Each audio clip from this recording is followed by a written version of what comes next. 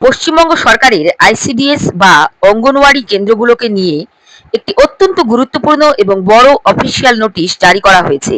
গত 5ই জুন 2026 তারিখে directorate of ICDS থেকে সমস্ত জেলা শাসকদের একটি বিশেষ নির্দেশিকা পাঠানো হয়েছে।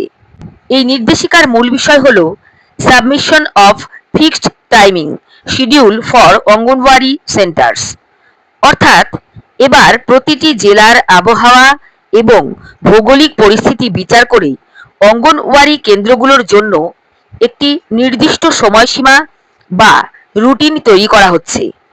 গ্রামীণ এলাকা, আদিবাসী এলাকা এবং শহরাঞ্চলের কেন্দ্রের সময়সূচিতে কি কি বদল আসছে, একজন অঙ্গনওয়াড়ি কর্মীকে প্রতিদিন কতক্ষণ ডিউটি করতে হবে এবং বাচ্চাদের পড়াশোনা ও হোম ভিজিটের নতুন নিয়ম কি, এই সমস্ত কিছু আজকের ভিডিওতে আমি একদম সহজ ভাষায় বিস্তারিত আলোচনা করব। তাই আপনি যদি একজন অঙ্গনওয়াড়ি কর্মী হন বা আপনার বাড়ির শিশু যদি এই কেন্দ্রে যায়, তবে ভিডিওটি একটু স্কিপ না করে শেষ পর্যন্ত অবশ্যই দেখুন।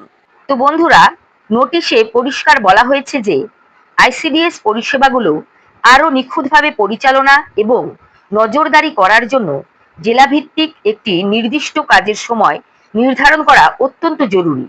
তবে সময় নির্ধারণের ক্ষেত্রে সবচেয়ে বড় যে বিষয়টির ওপর জোর দেওয়া হয়েছে তা হলো স্থানীয় জলবায়ু বা আবহাওয়া, অর্থাৎ লোকাল ক্লাইমেটিক কন্ডিশনস। আমাদের রাজ্যে গ্রীষ্মকালে তীব্র গরম থাকে এবং শীতকালে আবার অনেক জায়গায় বেশ খুব ঠান্ডা পড়ে। এই ঋতু পরিবর্তনের কথা মাথায় রেখেই সকালের বা দুপুরের শিডিউল তৈরি করতে বলা হয়েছে। তবে হ্যাঁ, একই জেলার অন্তর্গত সমস্ত গ্রামীণ, আদিবাসী বা শহরাঞ্চলের আইসিডিএস প্রজেক্টগুলোর মধ্যে যাতে সময়ের একটা সমতা বা ইউনিফর্মিটি বজায় থাকে, সেটাও কিন্তু জেলা প্রশাসনকে নিশ্চিত করতে হবে। তাহলে এবার আসুন জেনে নিই এই নির্দেশিকার সবচেয়ে গুরুত্বপূর্ণ 5টি নিয়ম, যা নোটিশে স্পষ্টভাবে উল্লেখ করা হয়েছে। কি সেই নিয়ম? এই নোটিশে প্রথম যে নিয়মটির কথা বলা হয়েছে তা হলো প্রতিটি অঙ্গনওয়াড়ি কেন্দ্রকে প্রতিদিন অন্তত 4 ঘন্টা খোলা রাখতে হবে। এই 4 ঘন্টা সময়টা পুরোপুরি বরাদ্দ থাকবে কেন্দ্রের নিজস্ব অ্যাক্টিভিটি, পড়াশোনা এবং পুষ্টিকর খাদ্য বা পরিষেবা বিতরণের জন্য। এবার দ্বিতীয় নিয়মে কি বলা আছে তা হলো এই 4 ঘন্টার বাইরে আরো 1 ঘন্টা অতিরিক্ত সময় দেওয়া হয়েছে অঙ্গনওয়াড়ি কর্মীদের জন্য। এই বাড়তি যে 1 ঘন্টা সময় রয়েছে, এই 1 ঘন্টার সময় কর্মীরা ব্যবহার করবেন হোম ভিজিট বা উপভোক্তাদের বাড়ি বাড়ি গিয়ে পরিদর্শনের জন্য এবং কেন্দ্রের অন্যান্য অফিসিয়াল কাজ সম্পন্ন করার জন্য। অর্থাৎ তাহলে কি দাঁড়াচ্ছে, মোট ডিউটি হচ্ছে 5 ঘন্টার। এবার বলি তৃতীয় নিয়ম। তৃতীয় নিয়ম হলো আবহাওয়ার তারতম্য বুঝে গ্রীষ্মকাল ও শীতকালের জন্য আলাদা আলাদা সময়সূচি উল্লেখ করতে হবে। অর্থাৎ গ্রীষ্মকালের জন্য আলাদা সময়সূচি এবং শীতকালের জন্য আলাদা সময়সূচি। চতুর্থ যে নিয়মটি রয়েছে তা হলো গ্রামীণ ও আদিবাসী প্রজেক্ট, মূলত যতদূর সম্ভব সমস্ত গ্রামীণ এবং আদিবাসী এলাকার প্রজেক্টগুলোতে একটি নির্দিষ্ট সময়ের রেঞ্জ মেনে চলতে হবে। নোটিশে 2টি সম্ভাব্য অপশন দেওয়া হয়েছে। সেটি হলো, প্রথম হচ্ছে সকাল 7টা থেকে বেলা 11টা পর্যন্ত, আর দ্বিতীয় অথবা সকাল 8টা থেকে দুপুর 12টা পর্যন্ত। এটি কিন্তু মানে অঙ্গনওয়াড়ি কেন্দ্রর যে 4 ঘন্টা কাজের কথা বললাম, সঙ্গে আরো 1 ঘন্টা, এই 5 ঘন্টার যে টাইমটি, একটা হচ্ছে সকাল 7টা থেকে বেলা 11টা পর্যন্ত অথবা সকাল 8টা থেকে দুপুর 12টা পর্যন্ত। স্থানীয় পরিস্থিতি অনুযায়ী জেলা শাসক এর মধ্য থেকে যে কোনো একটি সময়কে চূড়ান্ত করবেন। এরপরে আসি পঞ্চম যে নিয়মটি রয়েছে, সেটি হচ্ছে শহরাঞ্চল বা আরবান আইসিডিএস প্রজেক্টের জন্য।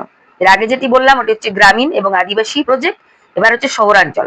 অর্থাৎ যে সমস্ত শহুরে আইসিডিএস প্রজেক্টে কোনো কারণে সকালের শিডিউল বা মর্নিং টাইম চালু করা সম্ভব নয়, সেগুলোর ক্ষেত্রে সময় নির্ধারণ কিভাবে করতে হবে চলুন জেনে নিই। সেগুলোর ক্ষেত্রে হচ্ছে সকাল 10টা থেকে দুপুর 2টা পর্যন্ত অথবা সকাল 11টা থেকে দুপুর 3টা পর্যন্ত। শহরের পরিবেশ ও প্রয়োজনীয়তা বিবেচনা করে এই দুটির মধ্যে একটি সময় বেছে নেওয়া হবে। নোটিশে আরেকটি বিশেষ পরিস্থিতির কথা বলা হয়েছে, যা আমাদের অনেকের মনেই প্রশ্ন জাগায়।